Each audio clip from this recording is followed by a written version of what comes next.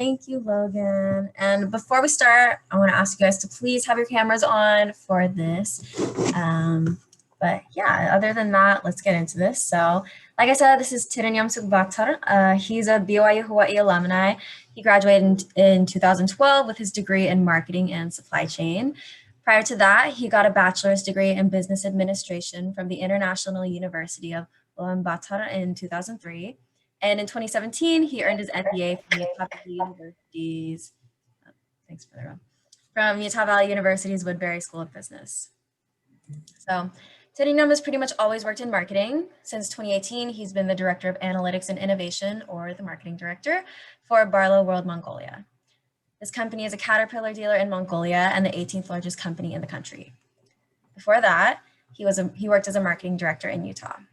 And he also worked as the head of marketing for BSB Service, a consumer electronics retailer in Mongolia. BSB Service is the largest retailer in the country and an official distributor of Sony, Samsung, Apple, Dell, Electrolux, LG, Panasonic, Toshiba, and so on. Tserennyam joined the church in 2002 and served in the Seoul Korea mission from 2003 to 2006. Since 2018, he served as the stake president of the Mongolia Ulaanbaatar West Stake, and Tserennyam, is married with 4 children. So I'm super excited, and the time is yours. And also, please remember to keep your cameras on for the lecture. Thank you. Okay, thank you very much. Aloha, everyone.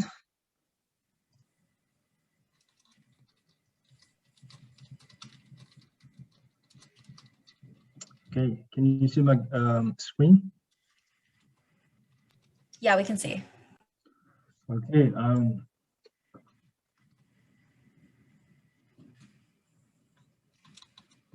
Okay, today I'm going to talk about some secrets of retail business.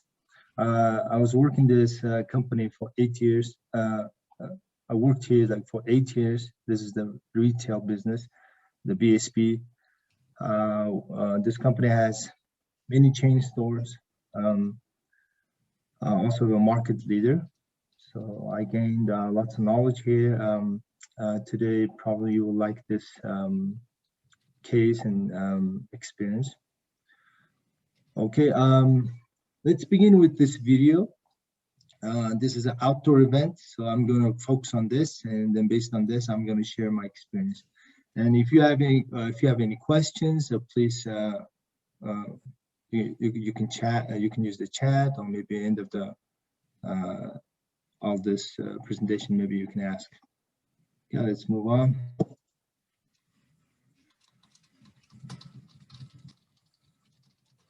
Oh, can you hear the sound? No, you're gonna have to share your sound. Oh, sorry.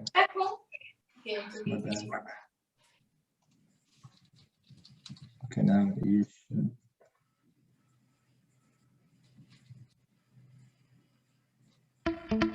Can you hear the sound now? Yes. Okay.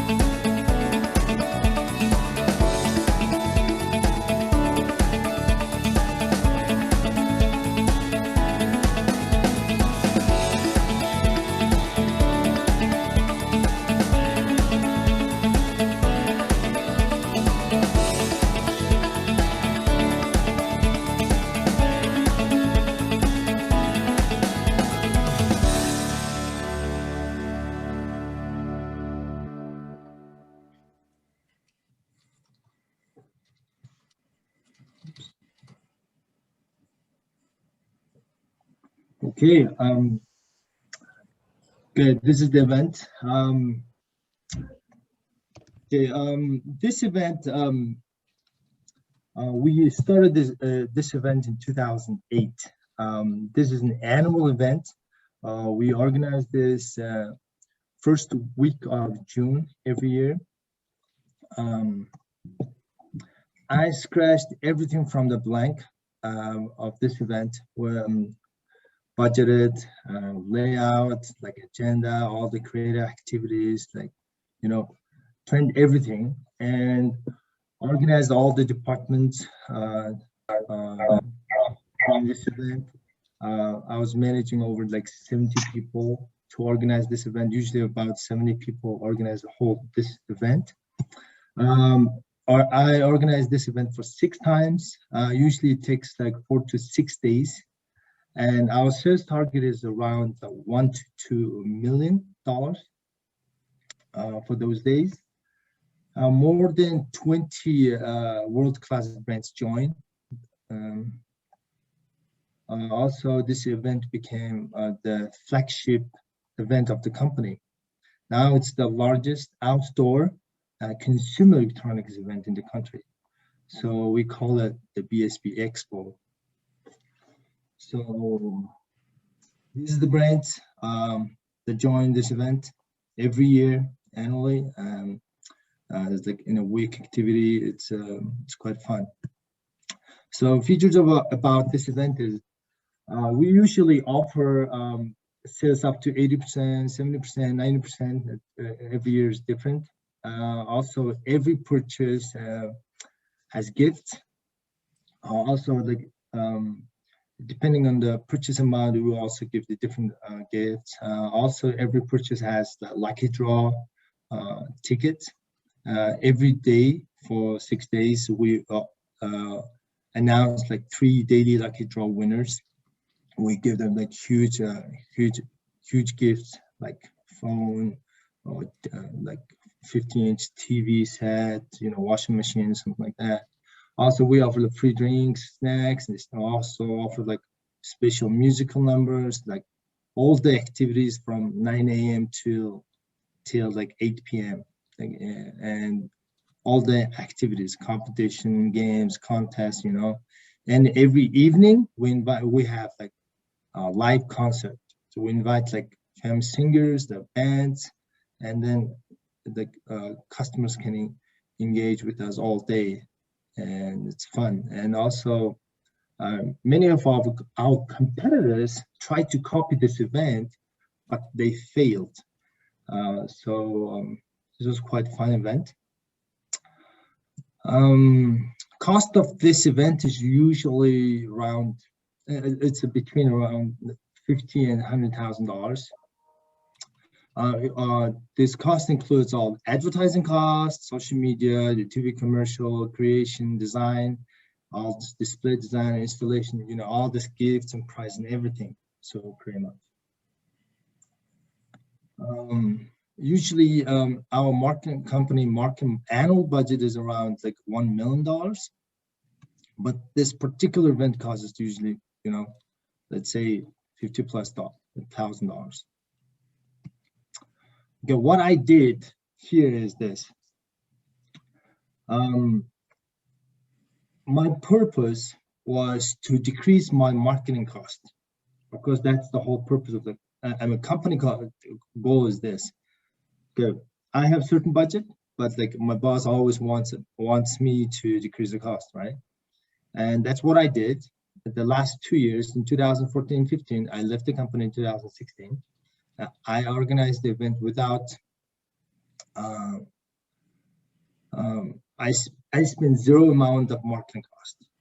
I didn't use a company marketing budget. Instead, I used other brands' money, which means other brands, those participating brands, gave us the money, and we used that money to organize the event, which was cost saving for us.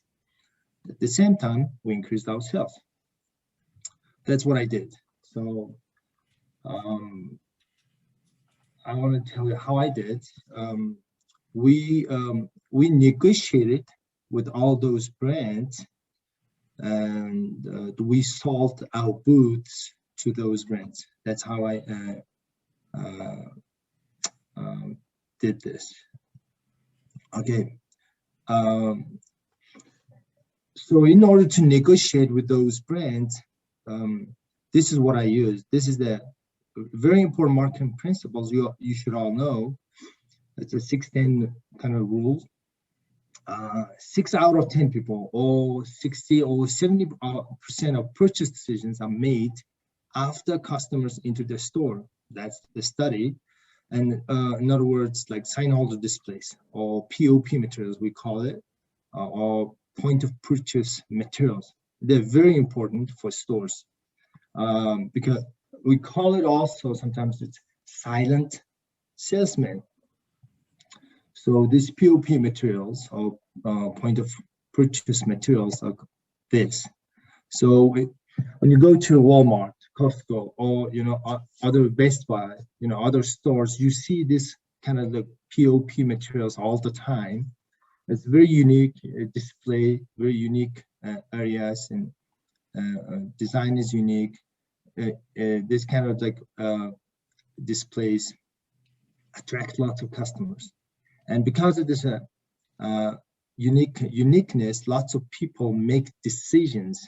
They make unplanned purchase decisions. Can you imagine, like 6 out of 10 people make unplanned decisions because of this silent salesman. So we use this, and then I negotiated with brands. This is what we did. Okay, I would like to increase your brand. For example, let's take an example on Sony brand, for example. Hey, Sony, I want to increase your sales. You want to increase your sales? Yes, okay. Let's do this. We are going to organize this nice event, outdoor event, for 6 days. But I would like to place more orders, but I need your help. Why don't you give us some POP materials? And we are going to decorate your booth. We are going to give you like 3 booths, and then you will have a huge place over there, and then we're gonna sell lots of products of Sony.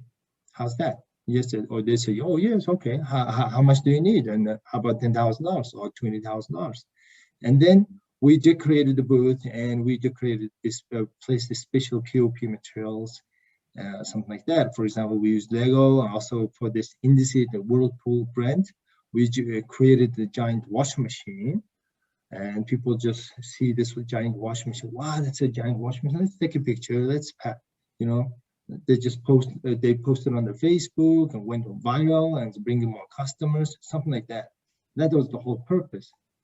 And all those brands agreed on that.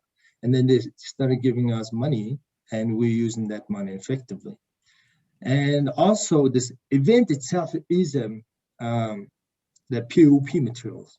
For example, this musical number, like live concert in the evening, was very attractive, and usually every day in the evening, last 60 minutes, was always boosting our sales. And people were listening to music and dancing at the same time that they're looking around the products and they're making the unplanned purchase decisions. And all this kind of like funny and attractive events we're doing. When they stop at the event, when they can see all these flyers and brochures, they can see this sales and the savings and plus gifts and lucky draws, and then all those things are attracting customers to make unplanned purchase decisions. So we giving away the tons of like gifts and prizes, swags. Those are very, very effective, because we are also creating a FOMO, because the customers, this only lasts for 6 days, and plus it's a huge discount. It's out of stock. Hurry up! We keep sending those kind of messages to our customers. This is another example we did on Sony, but in the store, we created this render with Sony brand, and this is the actual one. And that year also, we increased Sony brands in-house here by 400% because of this POP materials and also like many marketing series of marketing activities. Okay, anyway, that's that was a very, very effective and in the end it was win-win for everybody. Our company sales up, like those brand sales up, our profit up, our relationship with brands up, brand awareness in the market up, also commission for our salespeople up. That was very, very nice. It was win-win for everybody. So when we're all together, we're always like, pretty much the event cost went down. Just different personalities. Event cost But it'd be went super fun down. if you did something all together. Oh, sorry. I can hear lots of noise here. Yeah. Hi, Duncan. Oh, thank you. So event cost went down. Our company was really happy because I saved lots of money on my marketing side. At the same time, brands started investing into our event, and sales went up. It was very nice. Okay, conclusion would be like this. I was able to improve my communication skill because of this event. I had to deal with lots of brands, lots of people. You know, it's a different brands, right? Singaporean guys. I had to deal with Korean guys, Japanese guys, European guys. You know, it's a many different cultures, many different businesses, and many different brands, and with many different management style. So I had to negotiate with them. So I was able to improve my negotiation skill. Also, I gained lots of confidence. Also learned lots of things on budgeting side. So another thing is the creativity is very important, especially for marketing guys. You have to come up with many different crazy ideas to improve your sales, because our company was organizing the monthly campaigns, because well, competition was very fierce, and every month you have to do something to improve your sales. Another thing was I had to stay on the narrow and straight path, because one day my boss came to me and asked me this. Okay, please send the fake invoices to those brands to get more money. That was very sad and that was very unethical, but I denied because that was against my faith. So that was happened because it's a huge amount of savings for a company. And retail business, they always want to save, you know, marketing cost, because marketing is one of the top 3 costs of the company. We are hugely investing into marketing activities, and that was the that's in from my top management. But I was able to. I was very happy to stay on the gospel side, but I was super scared because he could fire me, right? But he didn't fire me, so that was the thing. So reason I'm sharing this experience is because lots of retail businesses don't know about this marketing approach. Also, many of the brands have own marketing budget, usually around 2 to 5% of the total sales always goes to the marketing.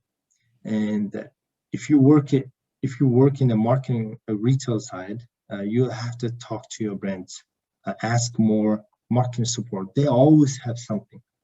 If you work in a brand, you have to talk to retail side, ask more marketing budget. They always have marketing budget. Usually, for example, in our company, 1% of total sales always goes to marketing.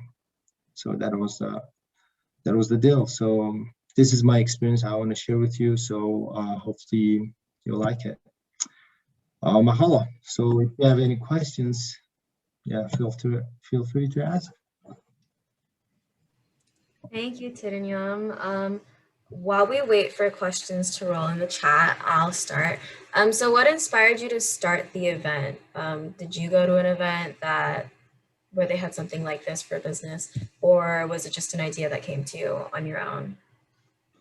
Oh, this idea, we took this from Singapore, because you know, Singapore is a huge business hub. The top 500 Fortune top Fortune 500 companies headquarters, Asia Pacific areas headquarters are all in Singapore. And we visited Singapore many times. So many of our business partners are located in Singapore. Singapore has many like consumer electronics stores. We brought this idea from Singapore. Singapore is doing similar activities, but we took that from Singapore and then we modified and localized here in Mongolia. So, and we of course, like I wasn't just managing the main organizer, so we had lots of brainstorm sessions with our colleagues, right? Marketing guys, sales guys, all of us sit together. We discussed about this idea. Hey, how many days can we, you know, when we started this event, we started with only 3 days. We were super scared. Well, we thought we may fail because it's the first time in the company, also first time in the country. So nobody ever done this before. And then how about raining, weather? You know, we were concerned about that. And then first year we did for 3 days, and then next year 4 or 5, and then we keep increasing the days, and then eventually we ended up 6 days because that was the perfect for us. And also we had lots of weather issues because sometimes usually in the June we had like heavy rain, and then we saw like weather forecast, and we saw that first week of June is always the perfect, you know, for the weather side. And also in the first day of the June 1st is always a Children's Day. It's a very big, you know, holiday in Mongolia. And we thought that's perfect because it's lots of countryside people visit to the capital city, Ulaanbaatar. So it's good. Lots of the customers' engagement will be there, and lots of countryside purchases will be there. So we chose that purposefully. Cool, thank you. Sorry for interrupting. I was just asking people to mute their mic so it wouldn't cut back and forth. But yeah, thank you for answering that. That's awesome. So we have another question from Mason. He asked, how do you invite more people to come to your event? Okay, 5-6 days before the event, we broadcast all this TV commercial with usually 8 different TV channels. We invite them, hey, this event is coming, well, please come. We have huge sales, discount, gifts, you know, all this. And also social media advertisement, right? We use that social media channels, all possible marketing channels, FM radio, also SMS, mobile marketing. Also, we had like brochures and flyers, and we distributed through the postal services. That's one of the ways.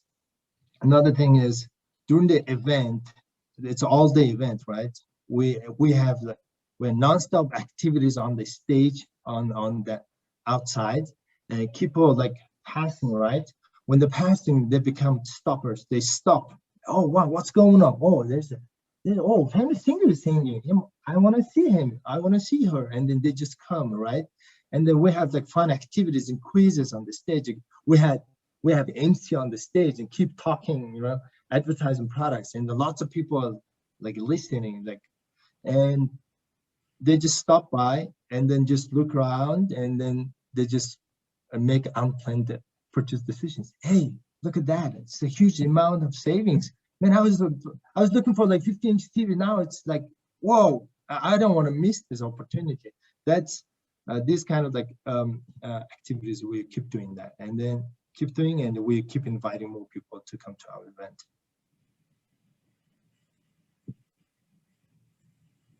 Awesome. Thank you so much. Another question we got was from Spencer. His question was, when you plan this huge event, what do you really focus on? Like some strategies you have to increase sales? Like what's your main strategy or focus? Okay, every brand has own style of management, own style of communication. I mean, so for example, Sony is kind of like high-end of its high-end brand. They focuses our price has to be higher than Samsung brands or LG or Panasonic or Toshiba products. That's their strategy. For example, on the sales price, we were talking about, okay, all this kind of the TV brands, but we place the price, okay, Sony will be the highest product and Toshiba will be the lowest. Second highest will be the Samsung. We just purposefully placing the brand's price, and then the customers come to the booth, and then they think, oh, I want to buy Toshiba or I want to buy Samsung, and then what is the highest the most expensive product you have, or what is the highest quality product you have?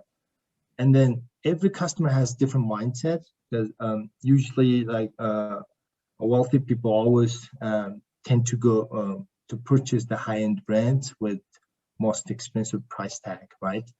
And if you purposefully place the prices and price, if you use a price differentiation, and customers also follow that differentiation. So that's one of the tactics. Another thing was design-wise. Design is very unique thing. If you focus on the black color, black and white, that's mostly like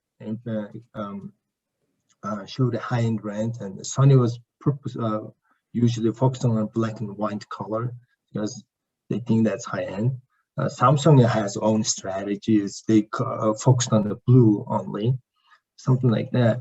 And so also like each booth, each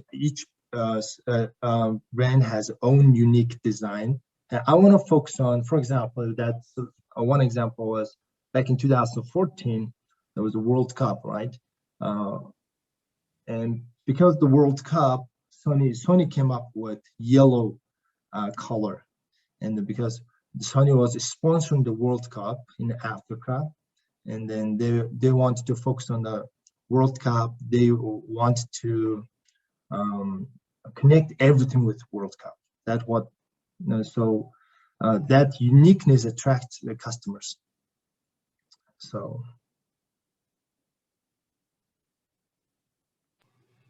Cool. Thank you for answering. Did you have another question, Logan? Yeah, there's one more that got sent to me. The other question was, first of all, thanks. That was an awesome answer. Actually, that was some interesting stuff. But the other question I have a quick question, if that's okay. Yeah. You can go, Professor Earl.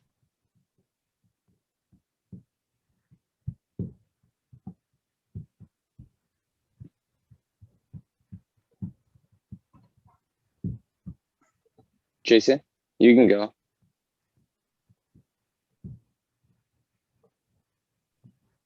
Or not. Okay. So so the question that got submitted to me was, how do you think about the reasons like how do you like find out about the reasons that people decide to buy the product, and why the people buy the products through its high price?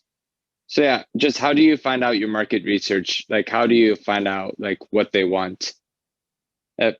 Spencer, if I'm like saying that wrong, you can tell me, but that's kind of like, you can ask it yourself, sorry. Oh, yeah. So even though the electric devices is really high price normally, so in the Apples normally have a high price in their like market area. I think, but there are some many reasons that people buy the products. But even though that I want to know that why people that buy the products, even though the products have a high price in the Mongolia.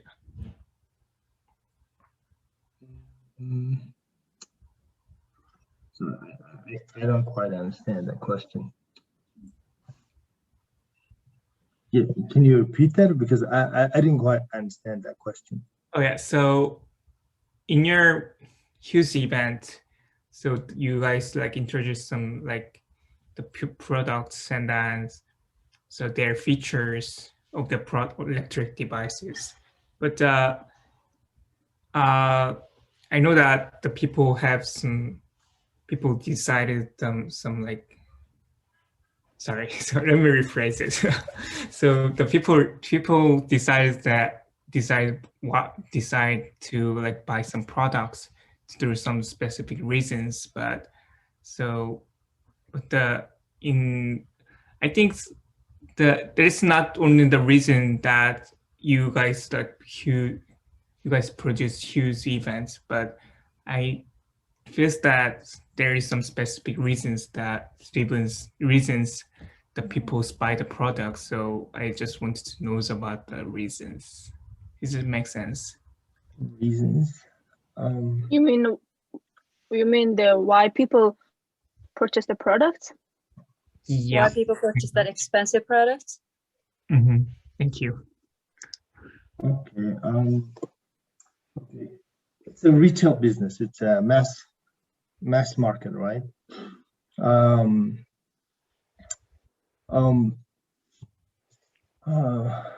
That's a. Let me think about this.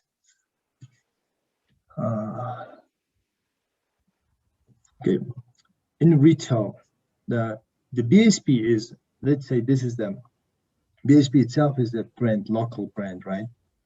That's a big company. It has many chain stores. So when you become brand, you have some certain power to lead your customers, which means you create demands for customers. Sometimes customers don't know what they want. For example, customers, they don't know what to buy, but brands usually manage that demand by creating more demands, which means, for example, if you go to Apple Store, I want to buy I want to buy my unique purple iPhone. You don't ask that, right? But Apple just offers like 3 different offers. Oh, these are offers. Would you like to buy? And you said, okay, I will just buy one of them. It's only three offers, right? Basically, Apple is creating three different demands, but you are not creating any demands, but you're just following what Apple offers to you. Does that make sense? And that's the principle in many cases.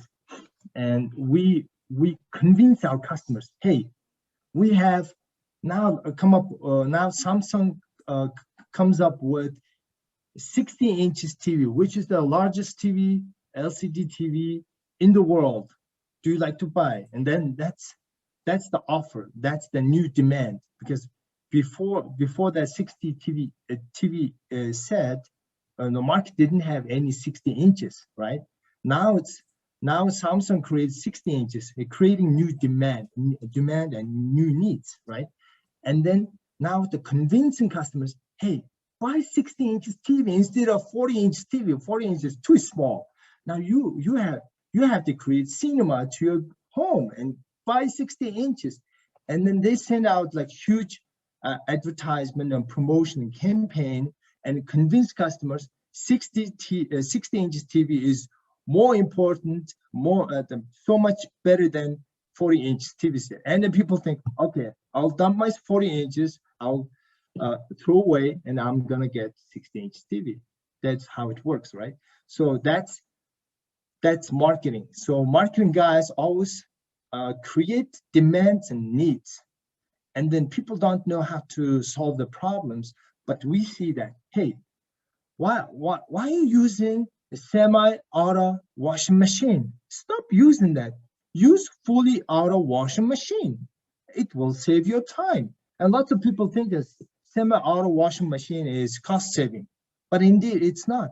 It's the time consuming, and customers are wasting lots of time and wasting lots of money.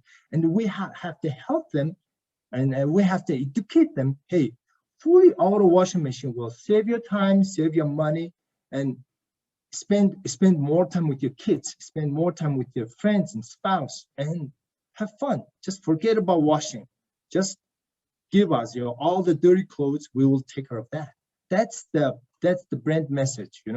That's what marketing. Well, that's our purpose, to create demands and needs and educate our customers. So market research is, we have to find out those needs and demands all the time. It's non-stop research. We do that. And also, the good thing about retail is, when you work with all these great brands, they have lots of resources and research results, because they do constant research throughout the world in different markets. For example, I want to share with you this. Sony, we became a Sony brand distributor back in 2013 and 12. And Sony did the market research for us for 2 years. And they did whole our town market research, and even they counted the traffic, intersection, cars, and like customers, like everyday customers, also the intersection, the crowd, flow and everything. They counted everything. And also they did research on our competitors.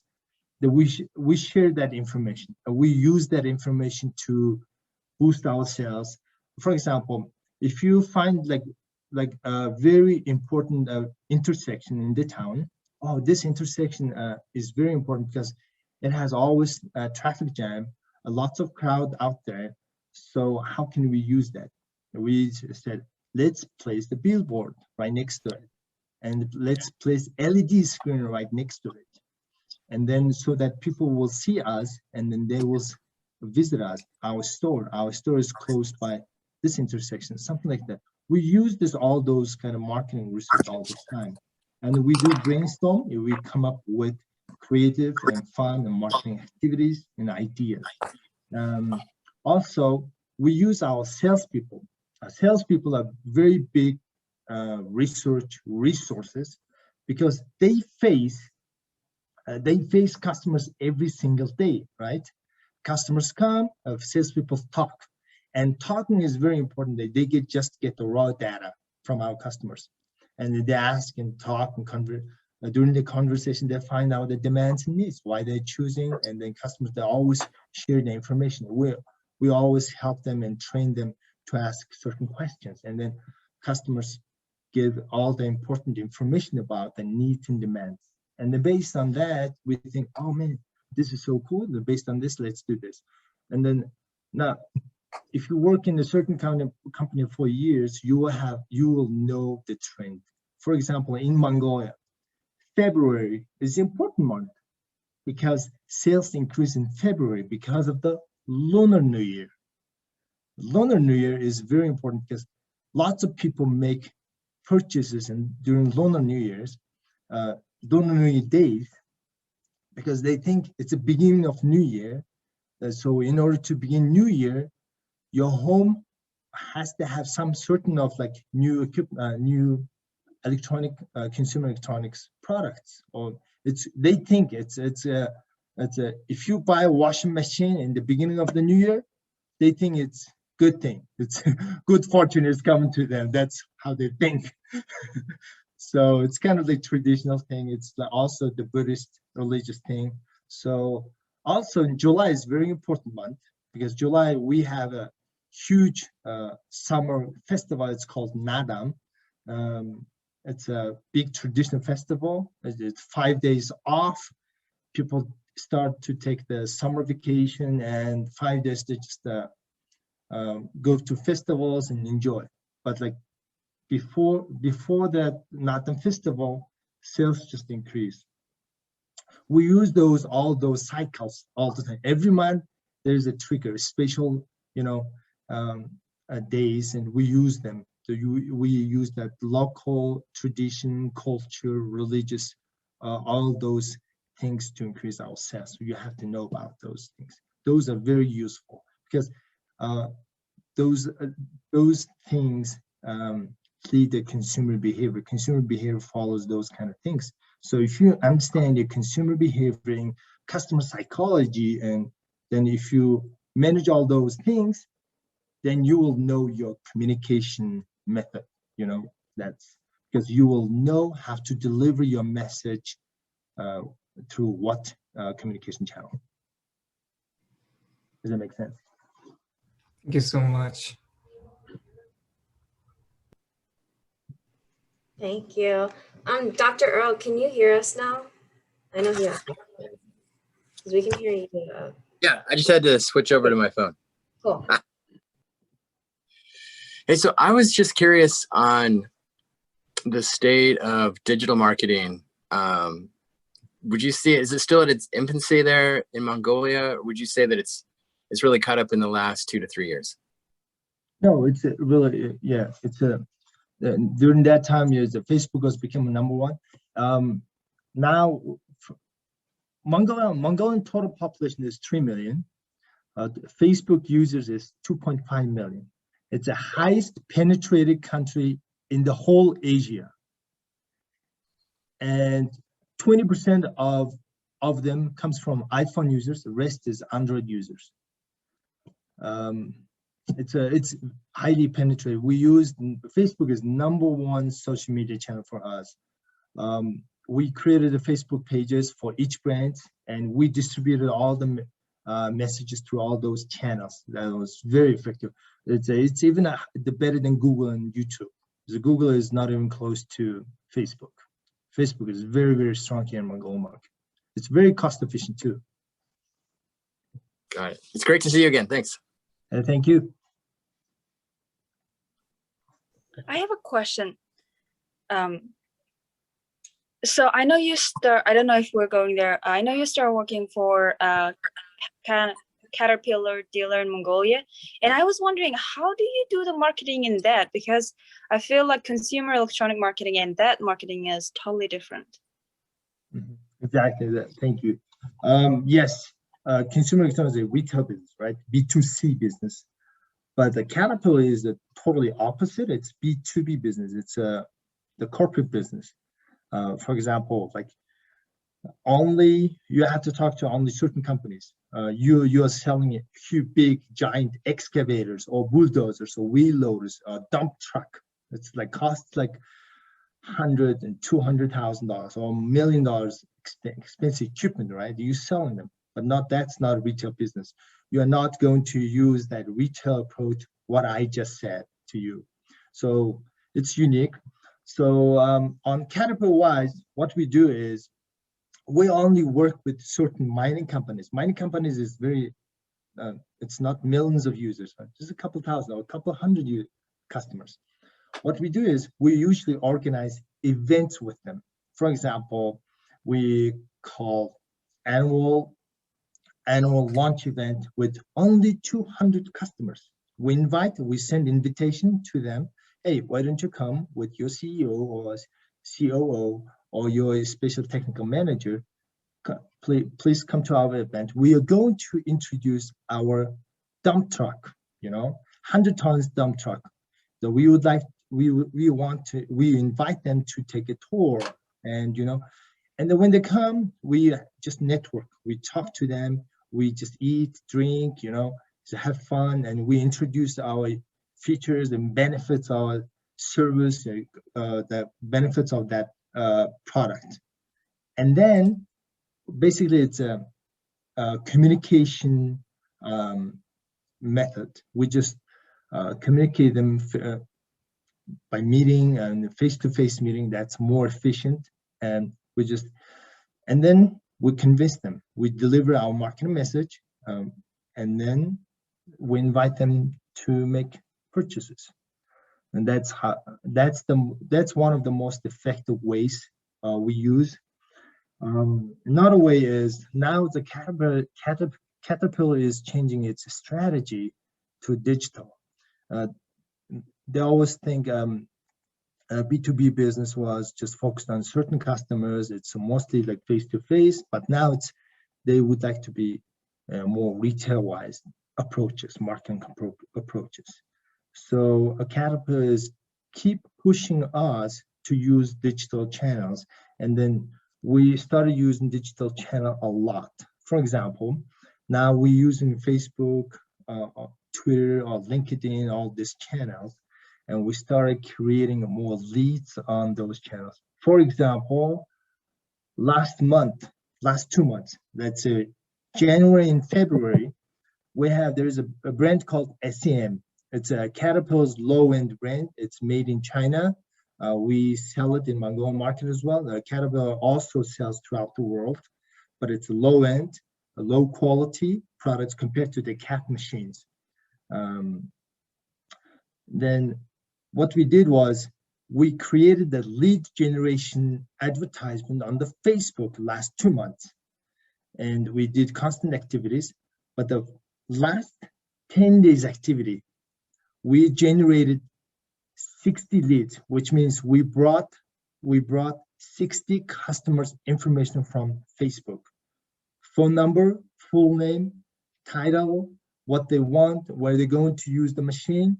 We created a series of questions, 6 to 8 questions. We asked the question, and then they filled out the form and sent us, which means 60 unique customers, they wanted the Caterpillar's same machine. And then total value was $7.4 million. That was a value of those customers. Total customer lead, that was the last, wait a second. Last 10 days, we generated 60, but a total 2 months activity lead was 530. 25% or 118 became qualified leads, which means we call it opportunities. And then we closed 18 deals with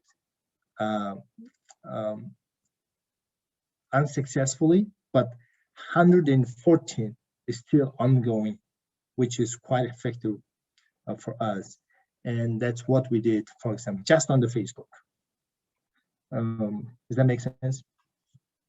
Does that answer to your question? Thank you so much. Yeah.